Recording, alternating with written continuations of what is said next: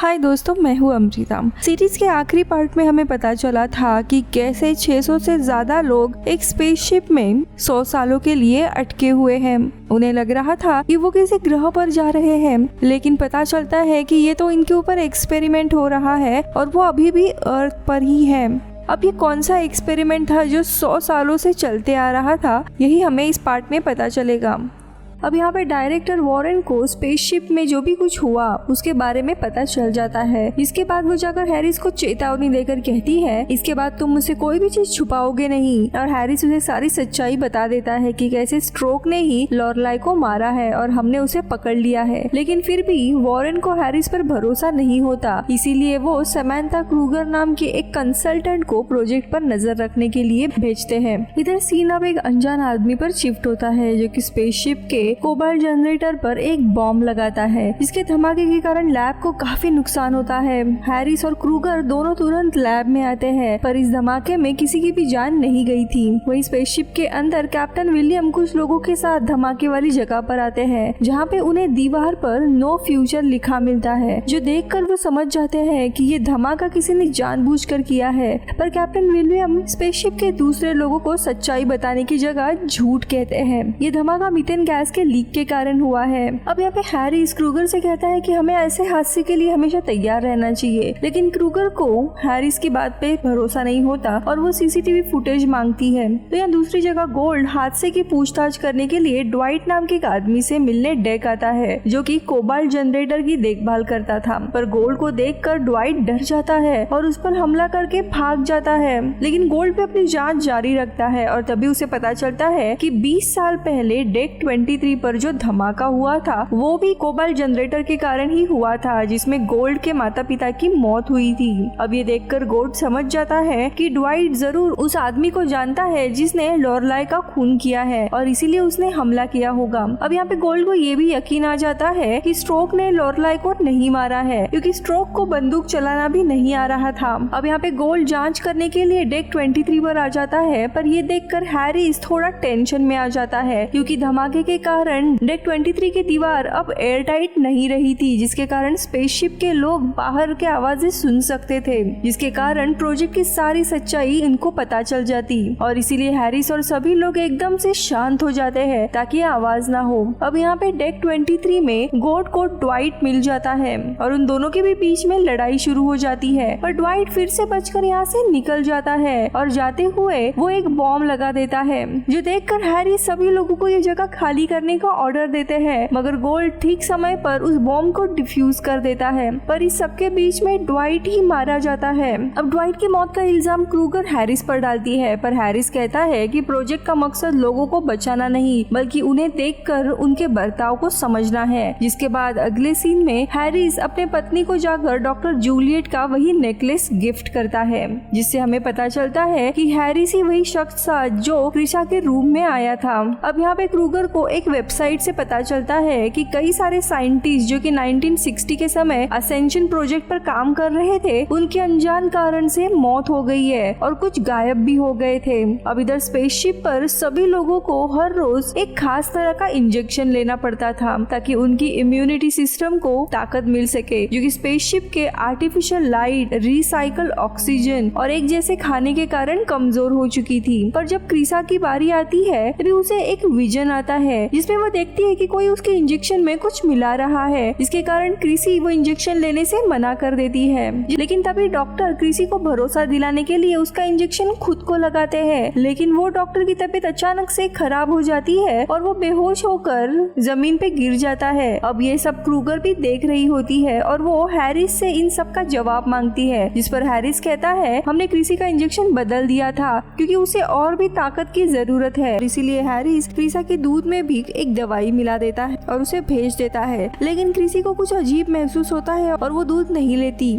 और यहाँ पे हमें समझ आता है कि ये इंजेक्शन किसी की इम्यूनिटी बढ़ाने के लिए नहीं, बल्कि कुछ दूसरे कारण के लिए ही होता है। और अब क्रिसी के पास एक अजीब सी पावर आ गई थी जिसके चलते उसे पता चल जाता था कि वो कब खतरे में है। यहाँ पे क्रूगर ईवा नाम के एक ऑथर से मिलती है जिसने वेबसाइट पर साइंटिस्ट के बारे में लिखा था। ईवा क्रूगर से कहती है कि 1960 के समय गवर्नमेंट ने प्रेसिडेंट कैनेडी के चैरिटी के पैसे कुछ परिवारों को दिए थे ताकि गवर्नमेंट उनके बच्चों को प्रोजेक्ट असेंशन के लिए तैयार कर सके।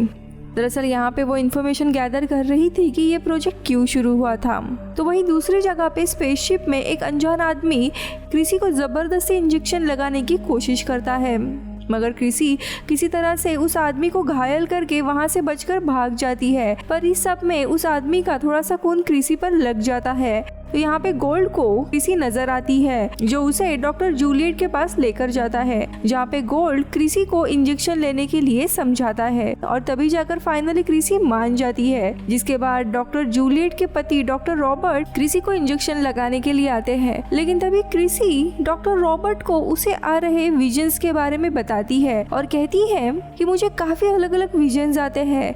कई बार मैं खुद को एक ट्विन टावर के इमारत से नीचे गिरते हुए देखती हूँ या फिर मैं खुद को समुद्र में डूबते हुए देखती हूँ। मैंने अपने विजन में आपको उस मेंटेनेंस टनल में भी देखा था जहाँ पे लॉरलाई की लाश मिली थी। लेकिन ये सारी बातें सुनकर हैरिस और उसका एक असिस्टेंट कारिलो ये सब कुछ देखकर हैरान होते हैं, क्योंकि क्रिसी को ट्विन टावर का विजन यानी 9/11 के अटैक के बारे में याद आ रहा था और ये अटैक तो तब हुआ था जब क्रिसी पैदा भी नहीं हुई थी। इतना ही नहीं, रियल लाइफ की सारी इन्फॉर्मेशन इन सब से छुपा के रखी थी, यानी क्रिसी में कुछ रहस्यमय पावर्स होती है। और यहाँ पे कैरिलो कहता है कि शायद हमें हमारा कैंडिडेट मिल गया है जिसके लिए ये पूरा प्रोजेक्ट था, यानी कि क्रिसी। तो यहाँ दूसरी जगह डॉक्टर रॉबर्ट को क्रिसी के कपड़ों पर लगा हुआ खून से समझ आता है कि ये खून मेसर नाम के आदमी का है जो डॉक्टर जूलियट के लिए ही काम करता है। पर जब ये लोग मेसर को पकड़ने के लिए जाते हैं तो उन्हें वो अपने कमरे में मरा मिलता है, जो देख गोल्ड समझ जाता है कि मेसर अपने क्रिसी को इंजेक्शन लगाने के मकसद में पूरा नहीं हो पाया और इसीलिए उसने अपनी जान ली थी। तो यहाँ दूसरी तरफ क्रूगर की जांच पड़ताल पूरी हो जाती है और उसे पता चलता है कि हैरिस ने अपने किसी आदमी के मदद से ही स्पेसशिप में एक बंदूक रखवाई थी ताकि स्ट्रोक को फंसाया जा सके लॉरलाई के मौत के लिए।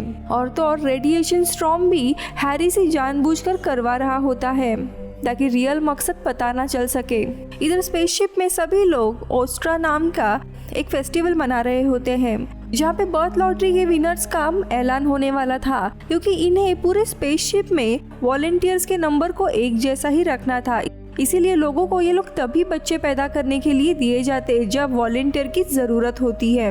और इस बार 3 वॉलंटियर की जान गई थी, इसीलिए कंप्यूटर 3 कपल को नाम देता है ताकि उनका होने वाला बेबी भी वॉलंटियर हो सके। अब इन कपल में एक ड्यूक और उसकी पत्नी एमिली का नाम आता है। तो यह दूसरी जगह क्रिसी अपने कमरे से बाहर किसी औरत को देखती है और वो उस औरत का पीछा करने लगती है और चलते हुए वो एक पार्टी में आती है और तभी क्रिसी देखती है कि वो औरत कोई और नहीं बल्कि लॉरलाई की ही आत्मा रहती है और उसके पास पावर होने के कारण ही वो ऐसे एंटिटी को देख पा रही थी। और तभी कोई कंप्यूटर पर कैप्टन विलियम और लॉरलाई की एक वीडियो चलाता है जिसमें वो दोनों भी एक दूसरे के करीब आ रहे होते हैं, जिसे देखकर सब लोग हैरान होते है। पर इधर क्रिसी जोर जोर से चीखने लगती है। तो वही कंट्रोल रूम में हैरिस कैमरे की फुटेज को रिवाइंड करता है और उसे पता चलता है कि क्रिसी वीडियो शुरू होने से पहले ही चिल्लाने लगी थी, जो देखकर हैरिस को पता चल जाता है कि क्रिसी के पास भविष्य देखने की शक्ति है, यानी कि उसे पहले ही पता चल गया था कि अब वीडियो प्ले होने वाला है। और क्रिसी की इस शक्ति को हैरिस मॉर्फिक रेजोनेट का नाम देता है, जो कि एक थ्योरी का नाम था जिसमें टेलीपैथी की शक्तियों के बारे में बताया जाता है। और यहाँ पे हमें समझ आता है कि ये पूरा प्रोजेक्ट दरअसल इन लोगों के ऊपर एक एक्सपेरिमेंट था ताकि इन सारे लोगों के ऊपर कुछ पावर्स डेवलप हो, जैसे टेलीपैथी, टेलीकिनेसिस। इस प्रोजेक्ट के हेड हैरिस के ही पिता थे और उन्हें अंदाजा आ गया था कि इन लोगों को एक एनवायरनमेंट में रखने के बावजूद इनके तीसरे जनरेशन को ही ये पावर्स आ सकती है। और यहाँ पे हमें पता चलता है कि इन जनरेशन में से क्रिसी ही वो लड़की है जिसमें पूरी तरीके से वो पावर्स है, यानी वो फ्यूचर को तो देख सकती ही है, लेकिन अगर कोई खतरा आने वाला हो तो वो भी उसे पता चल सकता है। वही दूसरी जगह क्रूगर को ये सारी सच्चाई पता चल गई थी, जिसके चलते वो बहुत ही ज्यादा शॉक होती है और वो स्ट्रोक को जेल से छुड़ाने का प्लान बनाती है और वहाँ की चाबी लेकर वो उसे लेकर लैब से बाहर आती है। यहाँ पे स्ट्रोक भी काफी हैरान था सच्चाई जानने के बाद, क्योंकि अपनी पूरी जिंदगी वो स्पेसशिप के अंदर ही था। जिसके बाद ये दोनों लैब से निकलकर एक मॉटेल में जाते हैं। सच्चाई पता चलने के कारण अब क्रूगर को भी पता था कि उसकी जान को भी अब खतरा है। तो यहाँ दूसरी जगह पे वॉरेन और हैरिस को क्रूगर ने स्ट्रोक को भगा दिया इसके बारे में पता चलता है। जिसके बाद वॉरेन टीसी ग्रुप नाम के $1 बिलियन कंपनी के कुछ हाईटेक सोल्जर्स को बुलाती है। इस कंपनी ने ही इस पूरे प्रोजेक्ट को अभी तक फंड किया था। दरअसल ये कंपनी सुपर ह्यूमन बनाना चाहती थी जिनके पास ये सारी शक्तियाँ हो। अब यहाँ पे टीसी ग्रुप के लोग हैरिस को इस प्रोजेक्ट से बाहर कर देते हैं, क्योंकि उसके कारण ही ये सारी चीजें बेकाबू हुई थी। लेकिन हैरिस वॉरेन के पास एक आखिरी मौका मांगता है, लेकिन वॉरेन उसकी बात नहीं सुनती और उसे निकाल कर उसके असिस्टेंट कारिलो को हैरिस की जगह पे रख देती है, जिसके कारण हैरिस को काफी गुस्सा आता है। वही दूसरी तरफ ड्यूक को पता चलता है कि गोल्ड अब उसकी पत्नी एमिली पर जांच कर रहा है और इसीलिए ड्यूक गोल्ड से इसके बारे में बात करने के लिए बीच पर आता है। पर इसी बीच में क्रिसी को ड्यूक और गोल्ड के बीच में होने वाली लड़ाई के विजन्स आते हैं और इसीलिए क्रिसी बीच पर आती है और वहाँ पे हम देखते हैं इन दोनों की काफी घमासान लड़ाई चल रही थी और गोल्ड को बचाने के लिए क्रिसी अपने टेलीकिनेसिस के पावर से ड्यूक को बिजली के झटके देती है। लेकिन क्रिसी को अपने पावर का अंदाजा नहीं था और ये बिजली के झटके पूरे स्पेसशिप में चले जाते हैं, जिसके कारण पूरा स्पेसशिप का सिस्टम डाउन हो जाता है। लैब भी पूरी डाउन हो जाती है, लेकिन इस स्पेसशिप का एक न्यूक्लियर रिएक्टर होता है वो अभी भी चल रहा था, जिसके मदद से ये लोग स्पेसशिप और लैब के सिस्टम को अप करने लगते हैं। वही दूसरी जगह स्पेसशिप में जेम्स को टीवी पर अजीब सिग्नल दिखाई देते हैं, जिसके बारे में फिर वो डॉक्टर विलियम को बताता है। लेकिन डॉक्टर विलियम जेम्स को कमरे से बाहर निकाल देते हैं, जिसके बाद वो खुद टीवी के वायर्स तोड़ देते हैं, यानी कि उन्हें भी पता था कि ये पूरा मिशन नकली है और डॉक्टर रॉबर्ट खुद हैरिस के लिए ही काम करते थे। तो यहाँ दूसरी जगह पे क्रूगर ईवा के पास जाती है और कहती है मैं पूरी दुनिया को इस मिशन के बारे में बताना चाहती हूँ, लेकिन ईवा उसे ऐसे करने से मना करती है और तब क्रूगर को पता चलता है कि ईवा खुद भी टीसी ग्रुप के लिए ही काम करती है और तभी ईवा क्रूगर को गोली मार देती है। जिसके बाद ईवा स्ट्रोक को मारने जाती है, लेकिन स्ट्रोक वहां से भाग चुका था। तो वहां दूसरी जगह पे हम वॉरेन को देखते हैं, जिसका प्लान अब होता है कि क्रिसी को बाहर लाकर इस पूरे मिशन को मिटाना, यानी स्पेसशिप के अंदर जितने भी लोग हैं उन्हें मार देना। इसीलिए वो अपने हाईटेक सोल्जर को क्रिसी को बाहर लाने के लिए भेजती है। तो यहाँ दूसरी तरफ स्पेसशिप में O2 के कमी के कारण लोगों का दम घुट रहा था, पूरे स्पेसशिप का माहौल खराब हो रहा था और लोग मर रहे थे, जिसे ठीक करने के लिए कैप्टन विलियम और गोल्ड लिथियम डाइऑक्साइड नाम का एक केमिकल स्पेसशिप के वेंटिलेशन चेंबर में डालते हैं, जिसके कारण स्पेसशिप में ऑक्सीजन जनरेट होने लगता है। लेकिन उसी के चलते पूरे स्पेसशिप और तो और लैब में भी बारिश होने लगती है, जिसे देखकर लोग काफी हैरान होते हैं और उन्हें भी समझ में आने लगता है कि कुछ तो गड़बड़ है। यहाँ डॉक्टर रॉबर्ट को भी पता चल जाता है कि पूरे स्पेसशिप को अब उड़ाने वाले हैं और उन्हें पता चलता है कि वो लोग क्रिसी को पहले बचाने आएंगे, इसीलिए वो क्रिसी को अपने साथ लेकर जाने के लिए आते हैं और क्रिसी को कहते हैं कि कुछ बुरे लोग तुम्हें पकड़ने के लिए आ रहे हैं, मेरे साथ चलो। लेकिन क्रिसी विजन देख सकती थी और उसको पता चल गया था कि डॉक्टर रॉबर्ट भी उन्हीं लोगों में से मिले हुए थे और लॉरलाई को सच्चाई पता चलने के कारण ही डॉक्टर ने उसे मारा था। और तभी क्रिसी पीछे मुड़कर उन्हें कन्फ्रंट करती है कि आपने ही लॉरलाई को मारा है, आप भी बुरे हो। लेकिन तभी वहाँ पे वॉरेन ने भेजा हुआ आदमी आता है क्रिसी को पकड़ने के लिए और वो क्रिसी को लेकर जाने लगते हैं। वही दूसरी तरफ लॉरलाई की आत्मा आकर गोल्ड को क्रिसी के पास जाने के लिए कहती है और यहाँ पे हमें पता चलता है कि गोल्ड के पास भी वही मॉर्फिक रेजोनेट यानी टेलीपैथी की शक्तियाँ होती है, जिसके कारण वो लॉरलाई की आत्मा को देख सकता था, यानी उसमें भी एक सुपर पावर थी। अब यहाँ पे गोल्ड आकर वॉरेन के लोगों के ऊपर हमला करता है और इन दोनों के भी बीच में काफी घमासान लड़ाई शुरू होती है, जिसमें गोल्ड पूरी तरीके से हार रहा होता है और अब उसको बचाने के लिए क्रिसी अपनी शक्तियों का उपयोग करने लगती है और पूरे इंटेंसिटी के साथ वहाँ पे ब्लास्ट करती है, जिसके चलते काफी ज्यादा नुकसान होता है। तो अब यहाँ पे वॉरेन शिप को डिस्ट्रॉय करने जाती है, लेकिन तभी वहाँ पे हैरिस आता है और वो कहता है कि मैं ये प्रोजेक्ट बर्बाद होने नहीं दूंगा और वॉरेन को सीधा धक्का मारकर नीचे गिरा देता है और वो वहीं पे मारी जाती है।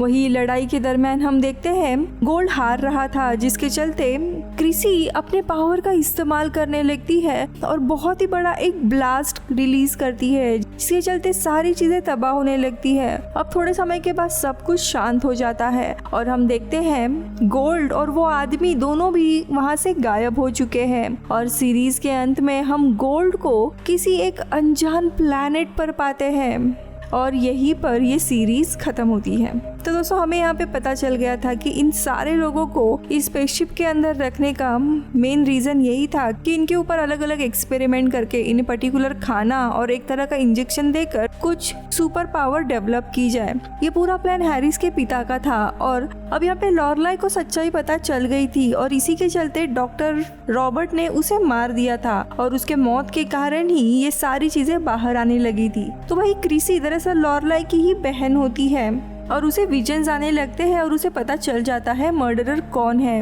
अब वही अंत में हम देखते हैं कि गोल्ड कहीं एक दूसरे प्लैनेट पर ही टेलीपोर्ट हो गया था। उसका कारण ये है कि जब क्रिसी ने अपने पूरे इंटेंसिटी के साथ अपने पावर रिलीज कर दिए थे, तब यहाँ पे दूसरी दुनिया का एक वर्म होल बन गया था, जिसके चलते गोल्ड कहीं और ही टेलीपोर्ट हो गया था, जैसे स्ट्रेंजर थिंग में 11 के साथ हुआ था।